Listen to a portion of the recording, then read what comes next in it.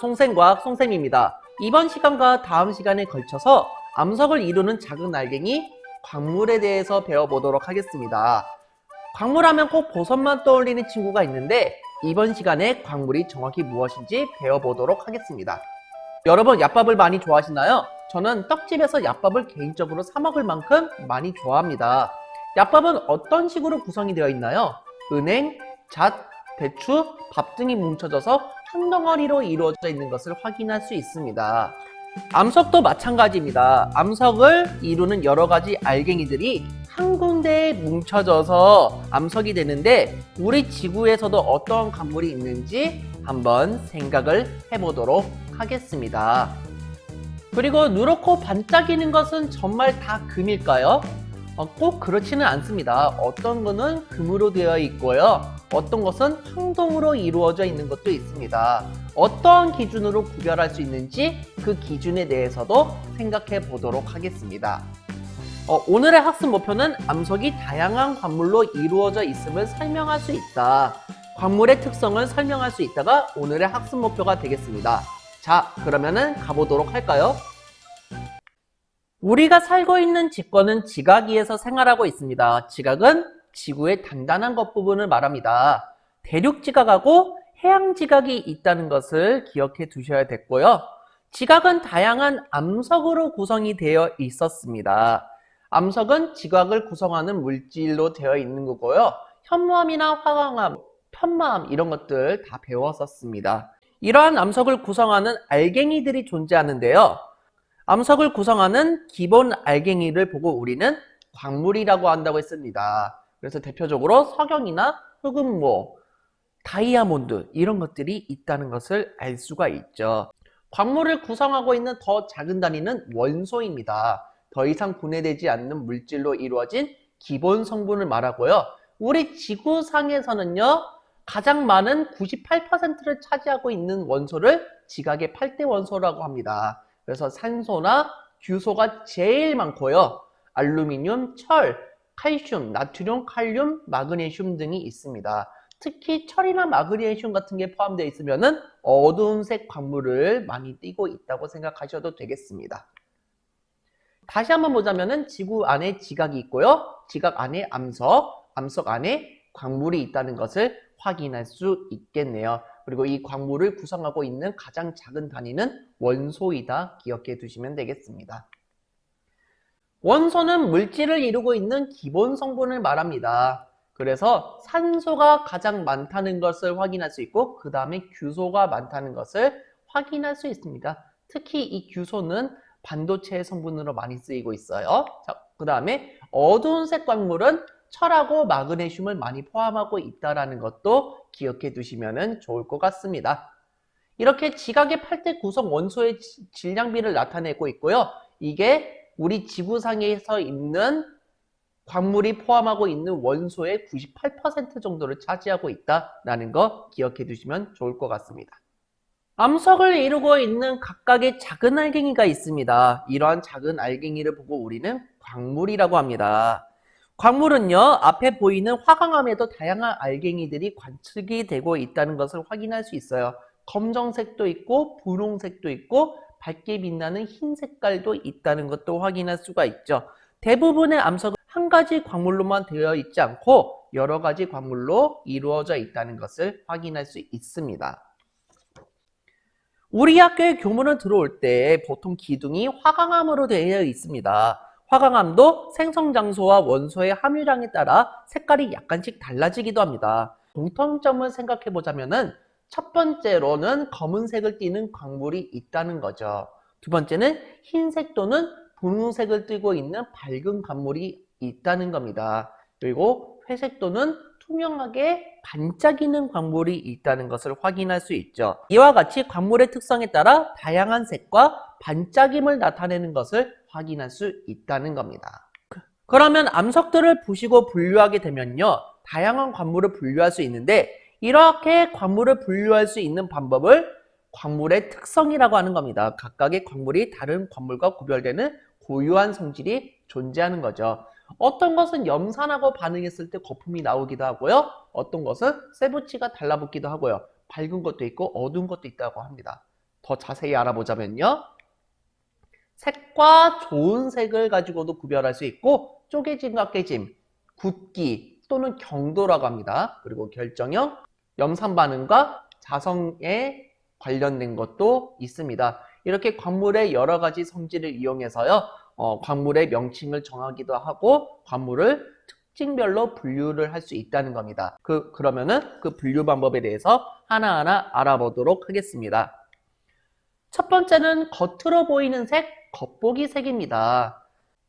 겉보기 색은요, 말 그대로 겉으로 보이는 색이고요. 색깔을 보고 구별하는 겁니다. 특히 밝은 색인지 어두운 색인지 구별하는 용도로 많이 활용을 하고 있습니다. 아래에 있는 것들은요, 다음 시간에 배울 조항간물이라고 하는 겁니다. 이 조항간물의 겉보기 색을 밝은 색으로 나눴을 때는 석영하고 장석, 어두운 색으로 나눴을 때는 흑음모, 각섬석, 희석, 감람석이 있다라는 것들 확인할 수 있습니다. 철, 마그네슘 등의 원소를 많이 포함한 광물은요, 특히 이런 어두운 색 광물을 띠고 있다는 것을 확인할 수 있죠. 두 번째는 광물을 조음판에 긁었을 때 나타나는 가루의 색이 있습니다. 이런 색을 보고 우리는 좋은 색이라고 합니다. 옆에 있는 흑음모랑 적철석, 자철석의 겉보기 색은 어떤 색깔일까요? 그렇죠. 검정색인 것을 확인할 수 있습니다. 그러면 쉽게 구별하기가 힘들다는 건데 이 세 가지 광물을 조음판에 긁어보면 각기 다른 색깔이 나오는 것을 확인할 수 있습니다. 광물을 조음판에 긁었을 때 나타나는 광물의 색을 조은색이라고 합니다. 참고로 조음판은 광물을 가루로 구별할 수 있도록 도와줄 수 있는 약간 꺼끌꺼끌한 도자기라고 생각을 하시면 되고요. 굵기가 약 6.5 정도 돼서요. 석영 이하의 광물은요, 긁어서 확인하실 수가 있는 겁니다. 굵기가 뭐예요, 선생님? 조금 이따가 다시 설명해 드리도록 하겠습니다. 비슷한 겉보기 색을 나타내는 광물은 광물의 색인 좋은 색을 이용해서 구별할 수 있다고 합니다. 옆에 있는 황철석하고 금 황동석은 겉보기 색깔이 어떤 색깔인가요? 그렇죠. 노란색이죠? 그러면은 긁었을 때 나타나는 색깔이 정확히 어떤 색인지 살펴보도록 하겠습니다. 자, 황철석하고 황동석 금을 긁었습니다. 황철석 같은 경우는 어떤 색깔이 나오나요? 그렇죠. 검은색이 나오는 것을 확인할 수 있죠. 황동석 같은 경우는 녹흑색이 나오게 됩니다. 금은 노란색이 나오는 것을 확인할 수 있네요. 겉보기 색으로 구별하기 힘들었던 광물을 좋은 색을 이용하면 구별할 수 있다는 것을 확인할 수 있죠. 표로 비교해보면 겉보기 색은 다 노란색이지만 좋은 색은 노란색, 녹흑색, 검정색이 나온다는 거 확인할 수 있겠습니다. 자철석의 경우는 검은색이 나오고요. 적철석의 경우는 붉은색이 나온다는 것을 확인할 수 있었습니다. 가루의 색깔이 붉은색이 나오기 때문에 붉은 적자를 써서 적철석이라고 하기도 합니다. 굵기는 광물의 단단한 정도로 말을 합니다. 경도라고 표시를 하기도 하고요. 굵기를 비교해보면요. 방해석하고 석영을 긁었을 때 둘 중 한 가지 광물이 긁힌다는 거죠. 방해석하고 석영을 동시에 긁었을 때 방해석은 무르고 석영은 단단하기 때문에 석영에 방해석이 긁힌다는 것을 확인할 수 있죠. 방해석이 긁히고요. 석영이 더 단단하다는 것을 확인할 수 있습니다. 모스라는 과학자는요. 어떤 것은 긁히고 어떤 것은 긁히지 않는지 일일이 다 긁어봤습니다. 이거를 수치화시켜서 만들어 놨는데요. 이런 것을 보고 모스 굵기계라고 합니다. 숫자가 낮을수록 무르고요. 숫자가 높을수록 단단하다는 것을 알 수 있는데 이거를 1에서 10까지의 기준으로 나열을 한 것을 보고 모스 굵기계라고 합니다. 그래서 제일 무른 건요. 활석입니다. 활석 같은 경우는 화장품의 파운데이션 성분으로 많이 사용을 하고 있고요. 방해석 같은 경우는 조금 이따가 배우겠지만 염산에 반응하면요. 거품이 납니다. 그리고 형석, 인해석, 정장석을 사용하고 있고요. 정장석은 좀 단단하다 보니까 도자기의 원료로도 사용을 하고 있습니다. 석영 같은 경우는 유리창의 성분으로 사용되거나 반도체로도 이제 활용이 되고 있고요. 황옥은 여러분이 많이 알고 있는 사파이어, 강옥은 루비입니다. 그리고 제일 단단한 보석이 뭐가 있습니까? 그렇죠. 다이아몬드죠. 다이아몬드를 우리나라 말로 금강석이라고도 합니다. 연마만 잘하면요, 경도가 높을수록 단단하기 때문에 연마 작업만 잘 거치면요, 이 세 가지는 보석으로도 많이 활용할 수 있습니다. 참고로 방금 전에 말했던 좋은 판 같은 경우는요, 6에서 7 사이에 존재합니다. 6.5 정도 되는데요. 그래서 좋은 판을 이용해서 가루 색깔을 낼 수 있는 것은 1번부터 6번까지 있는 관물에 해당되고요. 7번 이상이 있는 관물은 좋은 판을 이용해서 좋은 색을 낼 수가 없습니다. 그 점 기억을 좀 해두셔야 되겠습니다. 참고로 여러분 핸드폰이 긁히고 깨질까봐 걱정을 많이 할 겁니다. 그래서 여러분은 강화 유리를 많이 붙여서 활용을 하고 계시는데요. 좋은 핸드폰 강화 유리 같은 경우는 경도가 거의 9H 정도 됩니다. 강옥이랑 경도가 비슷하다고 보시면 되는데요. 다이아몬드의 경도가 10H 정도 된다고 생각했을 때 거의 웬만한 거에는 안 긁힐 정도로 강화 유리 필름이 많이 잘 발달되어 있고요. 저가형 강화 유리는 이제 그 석영 정도에는 긁힐 수도 있는 정도라고 생각하시면 되겠습니다. 7H 정도 나오고 있어요.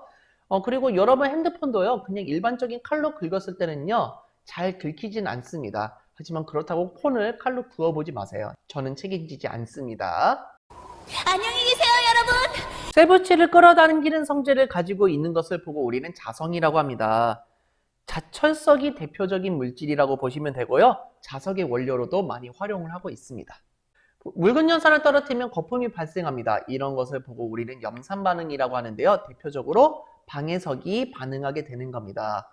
방해석이 염산과 반응을 하게 되면요, 이산화탄소 기체가 뽀글뽀글 올라오는 것을 알 수 있습니다. 방해석에는 탄산칼슘이라는 성분이 있는데요. 이것이 묽은 염산과 반응하면 이산화탄소를 만들어내는 특징이 있습니다. 특히 방해석 같은 경우는요, 글씨를 아래다 딱 내려놓게 되면요, 이렇게 글씨가 두 겹으로 보이는 현상이 나타나게 됩니다. 이런 걸 보고 우리는 복굴절 영상이라고 하는 건데, 이거는 고등학교 때 내용을 배우시면 되겠습니다. 이것에 관련된 실험은요, 제가 송생과학 유튜브에다 올려놨습니다. 위쪽에 카드 잘 확인해 보시기 바랍니다.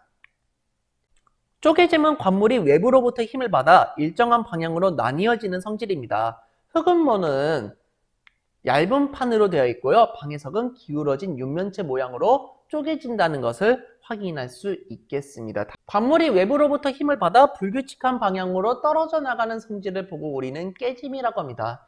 여러분 유리창에다 돌을 던져보세요. 그럼 유리창이 와장창 깨지겠죠? 이렇게 불규칙한 모양으로 나뉘는 것을 보고 우리는 깨짐이라고 하는 겁니다. 석영도 보시면은 이와 같이 불규칙하게 깨지는 것을 확인할 수 있네요. 여러분한테 특별하게 소개시켜드리고 싶은 관물은 흑요석인데요. 흑요석은 조금 더 특이한 관물입니다. 망치로 내리치면요, 조개 껍질 모양으로 깨지는 것을 확인할 수도 있습니다. 마지막으로 광물의 독특한 겉모양입니다. 이런 걸 보고 우리는 결정형이라고 하고요. 석영은 육각기둥 모양을 하고 있고 흑은모는 육갑판 모양을 하고 있습니다. 마지막으로 방해석은 기울어진 육면체 모양을 하고 있다는 것도 확인할 수 있겠습니다. 석영과 방해석은 색과 좋은 색이 동일하기 때문에 구별하기 어렵습니다. 어떤 방법으로 구별할 수 있을지 설명해 보도록 하죠. 어떤 방법으로 하면 될까요? 그렇죠. 색과 좋은 색이 같은 두 광물은 단단한 정도, 염산 반응, 그리고 결정형으로 구별할 수 있다는 거 배웠습니다. 스스로 확인 문제 한번 풀어보도록 하겠습니다. 광물 가루의 색깔을 보고 뭐라고 하죠? 좋은 색이라고 하자. 꼭 기억을 해두시고요. 광물이 단단하고 무른 정도를 보고 뭐라고 합니까? 굵기라고 한다고 기억해 두시면 되겠습니다. 휘석, 각섬석, 자철석이 섞여있는 광물 상자가 있을 때 자철석을 구별할 수 있는 방법은 뭐가 있을까요? 그렇죠. 자철석만 가지고 있는 유일한 특징이 있었습니다. 자성이었죠. 광물 표면에 클릭 같은 걸 대어보면 된다는 것을 확인할 수 있겠습니다. 광물의 특성에 관한 설명을 옳지 않은 것은 답은 몇 번일까요?